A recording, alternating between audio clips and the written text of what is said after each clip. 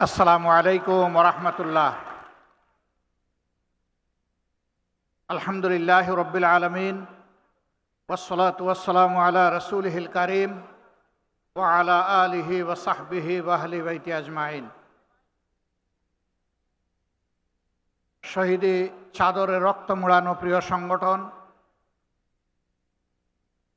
বাংলাদেশ ইসলামী ছাত্র শিবিরের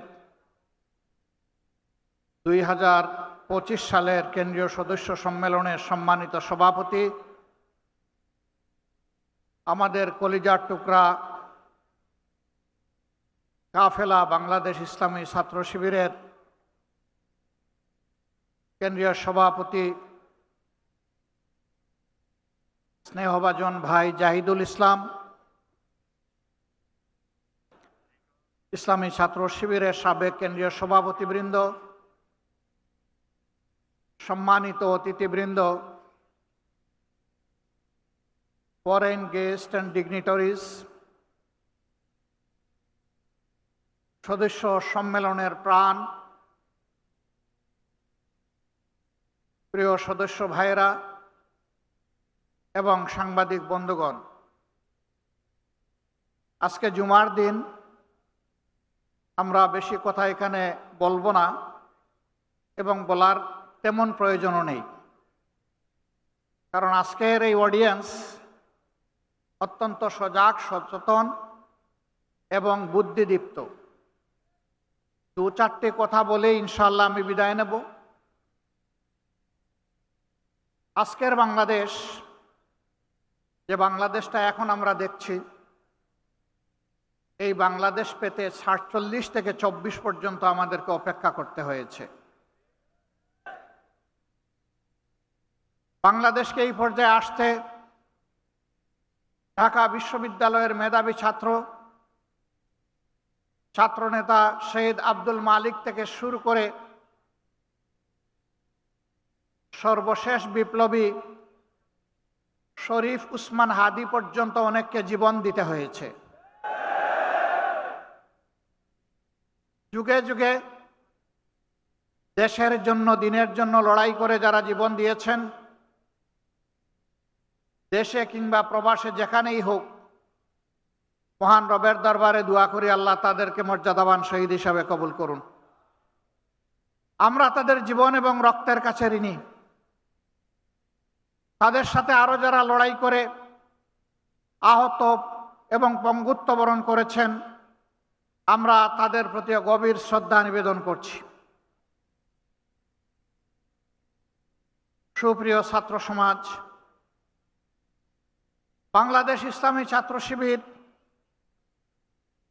আজ শুধু একটি সাধারণ ছাত্র সংগঠন নয়,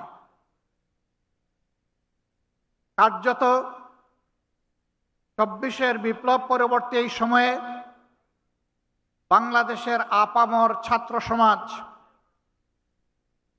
তাদের অন্তরের ভালোবাসা দিয়ে এই সংগঠনকে গ্রহণ করার মধ্য দিয়ে এই ম্যান্ডেট দিয়েছে আজ ছাত্র শিবিরকে ছাত্র সমাজের অভিভাবকের দায়িত্ব পালন করতে হবে।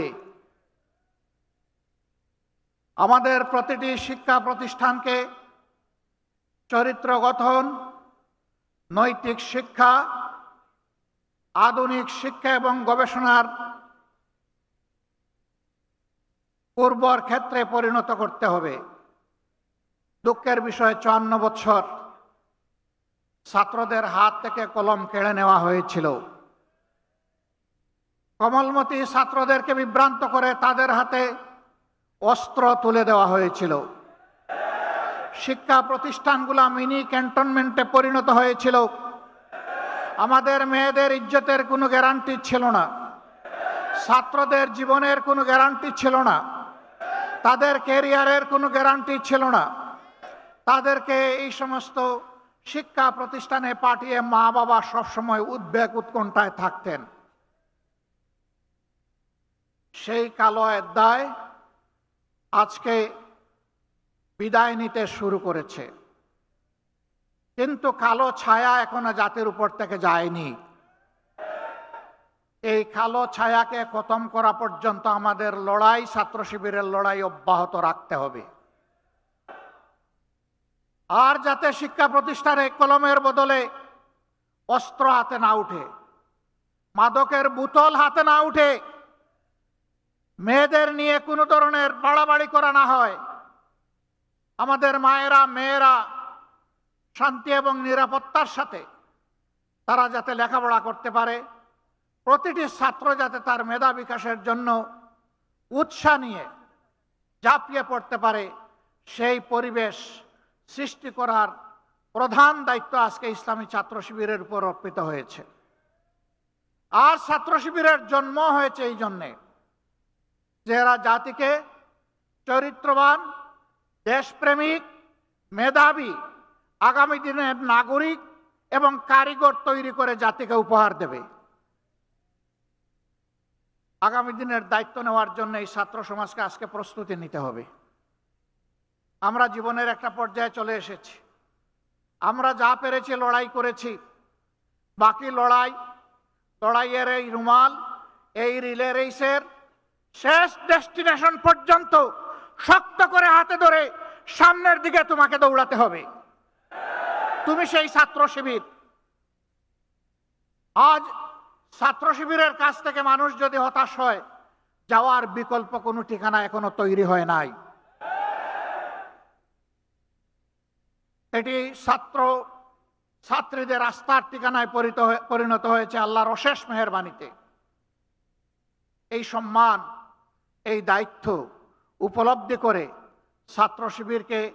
ছাত্র শিবিরের প্রতিটি কর্মী সমর্থককে নিজেদেরকে গড়তে হবে এবং তার সহপাঠীদেরকে গড়ার জন্য দায়িত্ব নিতে হবে।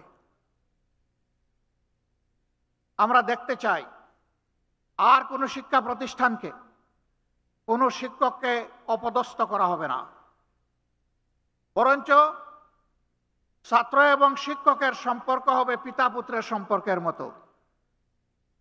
আমরা সেই পরিবেশটাই দেখতে চাই। অতীত দিনগুলোতে অনেক বেদনাদায়ক দৃশ্য আমরা দেখেছি। এই কাজ যারা করেছেন তারা নিন্দিত হয়েছেন। আবার এই কাজের পুনরুত্থান বাংলাদেশের ছাত্র সমাজ বরদাস্ত করবে না। প্রিয় শিবির, তোমাদের কাঁধে অসংখ্য শহীদের লাশ, আর তোমাদের কাঁধে 18 কোটি মানুষের প্রত্যাশার বোঝা। আল্লাহ তাআলা এই বোঝা তোমাদের জন্য হালকা করে দিন। এই বোঝা বহন করার শক্তি তোমাদেরকে দান করুন।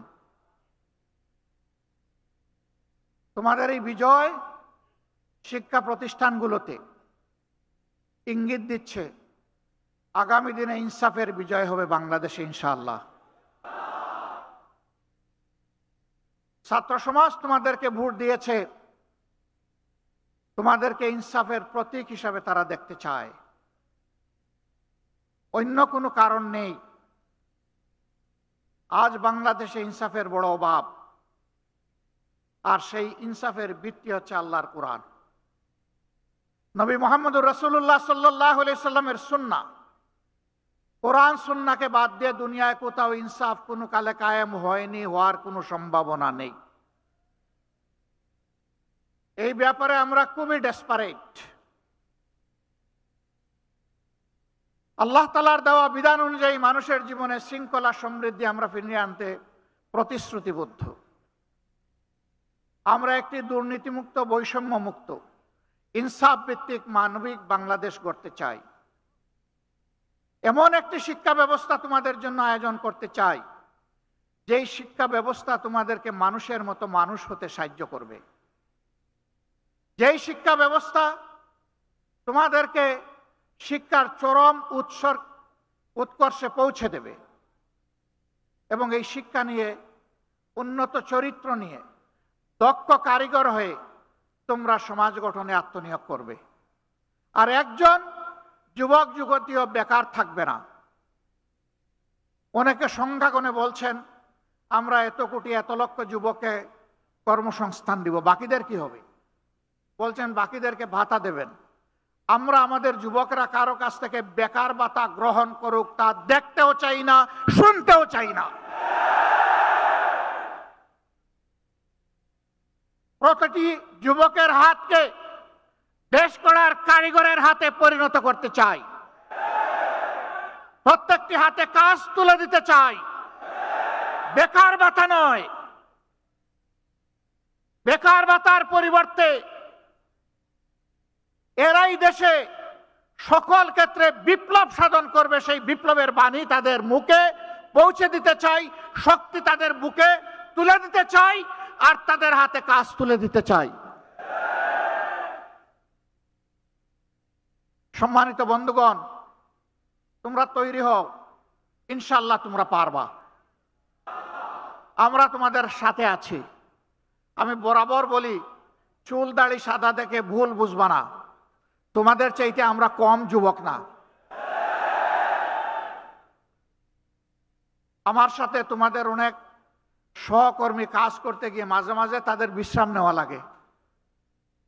আমি বলি, ছোট্ট এই জীবনে বিশ্রাম নেওয়ার অবকাশ কোথায়?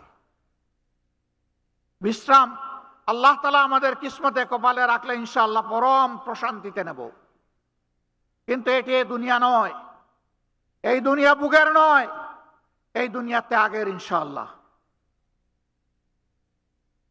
বাংলাদেশ জামাতে ইসলামী, ইসলামী সংগঠন সমূহ এবং দেশপ্রেমিক অন্যান্য সংগঠনকে সাথে নিয়ে সেই ইনসাফের ত্যাগের বাংলাদেশ করতে চায়।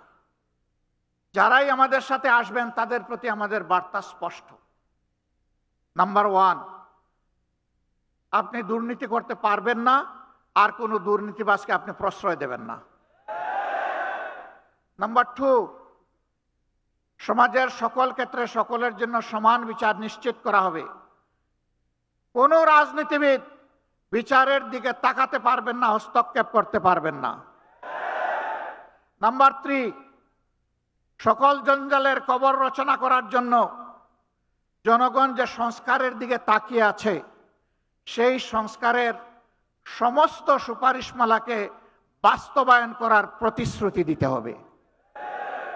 এই 3 প্রতিশ্রুতিতে যারা একমত হবেন, মোস্ট ওয়েলকাম, আসেন, আমরা সবাই মিলে দেশ গড়ব ইনশাআল্লাহ।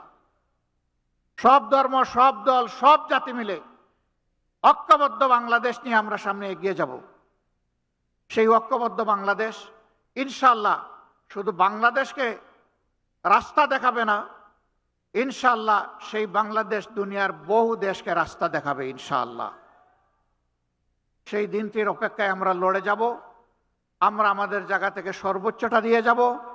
আল্লাহ রাব্বুল আলামিন আমাদেরকে সাহায্য করুন, আল্লাহ রাব্বুল আলামিন আমাদেরকে রহম করুন, এবং আল্লাহ রাব্বুল আলামিন তার নিজের জন্য খালেসভাবে আমাদেরকে কবুল করুন। আজকের এই সম্মেলনে আমাকে এখানে কথা বলার সুযোগ করে দেওয়ার জন্যে আরেকবার ইসলামী ছাত্র শিবিরকে অন্তরের অন্তঃস্থল থেকে ধন্যবাদ, গভীর কৃতজ্ঞতা জানিয়ে আমার বক্তব্য এখানেই শেষ করছি। আল্লাহ হাফিজ। বাংলাদেশ জিন্দাবাদ। বাংলাদেশ ইসলামী ছাত্র শিবির জিন্দাবাদ। আসসালামু আলাইকুম ওয়া রাহমাতুল্লাহ।